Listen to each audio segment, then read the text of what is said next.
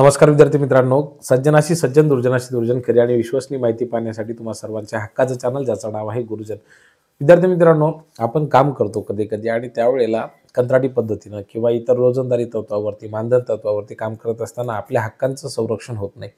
परंतु काल केंद्र शासनानं अतिशय महत्त्वाचा निकाल जो पारित केलेला आहे किंवा कायदा लागू केलेला आहे, नवीन संहिता आणलेली आहे, त्या दृष्टिकोनातून ही काही गोष्टी तुम्हाला जाणून घेणं खूपच महत्त्वाचं आहे असं मला वैयक्तिकरित्या वाटतं. कारण की सर्व कामगारांना आता किमान वेतनाची हमी मिळालेली आहे. युवकांसह सर्वांना फायदेशीर किमान वेतन मिळणार असून उत्पन्नाची सुरक्षितता आणि आर्थिक स्थिरता यामुळे वाढणार आहे. सर्व कामगारांना नेमणूक पत्र सुद्धा देणं अतिशय कंपल्सरी करण्यात आलेलं आहे. म्हणजे तुमची जॉईनिंग लेटर देणं सुद्धा कंपल्सरी करण्यात आलेलं आहे. तुम्हाला यानंतर आता रजा सुद्धा मिळतील, वैद्यकीय रजा सुद्धा मिळतील. त्यासोबतच तुमच्यावरती वेतन न देणं किंवा अन्यायकारक नियम लादणं हे प्रकार सुद्धा बंद होणार आहेत. त्यासोबतच रजेच्या काळातलं वेतन सुद्धा तुम्हाला देणं आता अनिवार्य असणार आहे. त्यामुळे सन्मानानं जगण्यासाठी केंद्र सरकारनं ठरवलेल्या समान वेतनाचं धोरण तुम्हाला लागू होणार आहे. आता हे धोरण जे आहे ते भारतामधल्या जवळपास सर्व राज्यांमध्ये आता लागू होणार आहे. त्यामुळे ही अतिशय चांगली बातमी आहे असं म्हणायला काही हरकत नाही. मी आता ज्याबद्दल तुम्हाला खूप सविस्तारानं सांगणार आहे, विस्तारानं सांगणार आहे, तर ह्या गोष्टी तुम्ही काही नोट डाऊन करून घेतल्या तरी सुद्धा चालेल किंवा जो GR येणार आहे तर तो सुद्धा तुमच्याकडे सेव्ह असू द्या. कारण की तुमच्या हक्कांवरती कधीही गदा येणार नाही किंवा तुम्हाला कधी कोणी म्हणू शकणार नाही की अरे बाबा तू हे असं काम का केलं. बघा, कंत्राटी कामगारांसाठी नेमके काय मी नियम तुम्हाला सुरुवातीला सांगतो की या नवीन तरतुदींमुळे आता कंत्राटी कामगारांची जी रोजगार क्षमता आहे तर ती वाढायला मदत होणार आहे. त्यासोबतच इतर जे कर्मचारी असतात त्याप्रमाणे तुम्हाला आता PFचे लाभ सुद्धा मिळतील, ESIC सुद्धा मिळेल, वैद्यकीय सुविधा सुद्धा मिळेल, त्याच्यासोबतच विमाचं संरक्षण सुद्धा तुम्हाला आता मिळणार आहे. यानंतर महत्त्वाचं म्हणजे काय, ते म्हणजे कायदेशीर संरक्षण. विद्यार्थी मित्रांनो, लक्षात घ्या की आपल्याला कायदेशीर संरक्षण सुद्धा वाढणार आहे आणि कामगारांची सुरक्षितता मजबूत बनेल. सतत 1 वर्षाची सेवा पूर्ण केल्याच्या नंतर कंत्राटी कामगारांना देखील ग्रॅज्युटी मिळेल. हा खूप महत्त्वाचा पॉईंट आहे. कंत्राटी कामगारांना काय मिळणार आहे? ग्रॅज्युटी सुद्धा मिळणार आहे. प्रमुख नियोक्ता कंत्राटी कामगारांना आरोग्य सुविधा आणि सामाजिक सुरक्षा देण्यास जबाबदार असेल. दरवर्षी मोफत आरोग्य तपासणी सुद्धा होणार आहे आणि कामगारांचं संरक्षण आणि आरोग्य जागरूकता सुद्धा यामुळे आता वाढणार आहे. तर अतिशय महत्त्वाचा निर्णय म्हणजे जे नियम स्थायी कर्मचाऱ्यांसाठी अथवा परमनंट कर्मचाऱ्यांसाठी असतात तशाच प्रकारचे नियम आता कंत्राटी कामगारांना सुद्धा लागू होतील किंवा इतर कुठल्याही पद्धतीचे जे कामगार असतील त्यांना सुद्धा ते लागू होतील. विशेष म्हणजे काय, तर आता अपॉइंटमेंट लेटर सुद्धा द्यावं लागणार आहे. त्यामुळं ग्रॅज्युटी सुद्धा मिळण्याला पर्याय उपलब्ध झालेला आहे. ग्रॅज्युटी सुद्धा त्या ठिकाणी मिळेल. आता बघा, पूर्वी काय होतं की ग्रॅज्युटीसाठी किमान 5 वर्ष सेवा ही आवश्यक लागत होती, परंतु आता 1 वर्षाच्या सेवेनंतर सुद्धा तुम्ही ग्रॅज्युटीचा हक्क हा मिळवू शकता. अल्पकालीन नोकरी करणाऱ्यांसाठी सुद्धा हा मोठा फायदा आहे. त्यांना स्थायी कर्मचारी जेवढे असतात, परमनंट कर्मचारी, त्यांच्या एवढाच किंवा त्यांच्या सारखंच वेतन मिळणार आहे एवढं तर मिळणं शक्य नाहीये.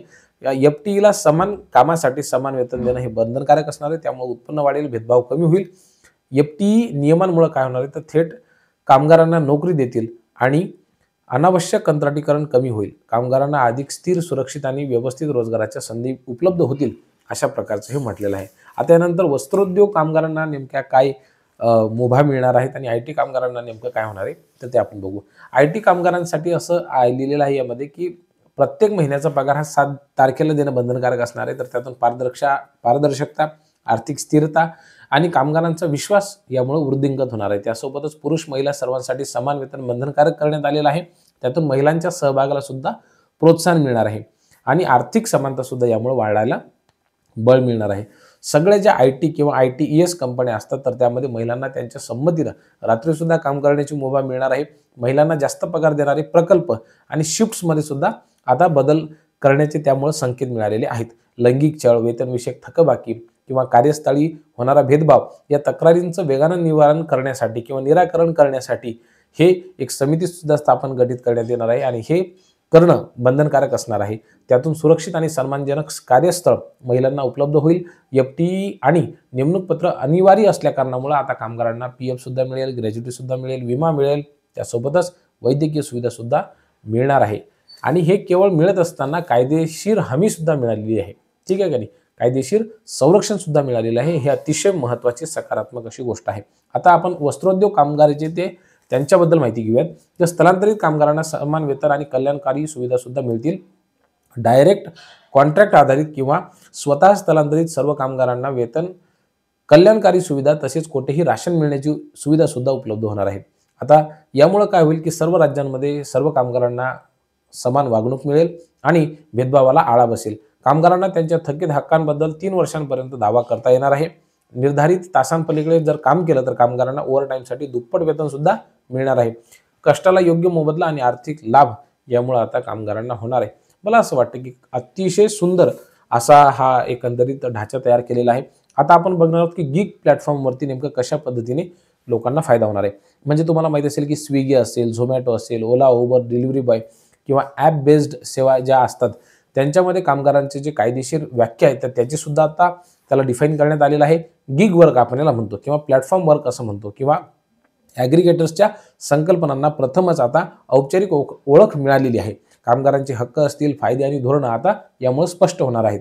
ॲग्रिगेटर कंपन्यांना त्यांच्या वार्षिक उलाढालीच्या 1 ते 2% सामाजिक सुरक्षा फंडासाठी देणं हे बंधनकारक राहणार आहे आणि ही रक्कम कामगारांना मिळालेल्या पेमेंटच्या 5% जास्त असू शकत नाही. त्यामध्ये PF असेल, विमा, अपघात संरक्षण यासारख्या लाभांचा फंड तयार करण्यात येणार आहे.